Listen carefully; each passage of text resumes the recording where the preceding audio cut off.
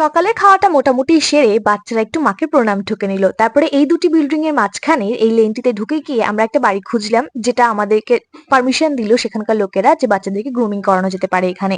এবং এই বাড়িটা দেখুন, পুরো সাবেকি একটা বাড়ি। আর এখানে বাবারা ও পাশে মায়েরা সবাই বাচ্চাদেরকে রেডি করাতে ব্যস্ত। আর সুমির এই পুরো ফোক ডান্সের গ্রুমিংটা করিয়েছি আমি।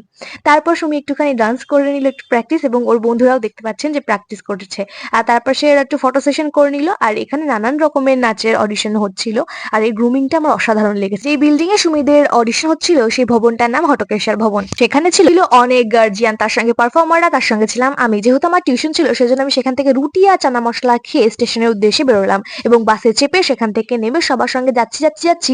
হঠাৎ মনে হলো কি এর সঙ্গে চলে যায়, কিন্তু এর সঙ্গে যাবো কি, আমি তো ব্যাগ দেখতে দেখতে তাকে হারিয়ে ফেললাম। তারপরে জাতীয় পতাকা স্যালিউট করে আমি শিয়ালদা স্টেশনের দিকে যাচ্ছি এবং দেখছি কোন প্ল্যাটফর্মে আমার ট্রেন। তারপরে আবারও আমি ভিড়ের মধ্যে হারিয়ে গেলাম।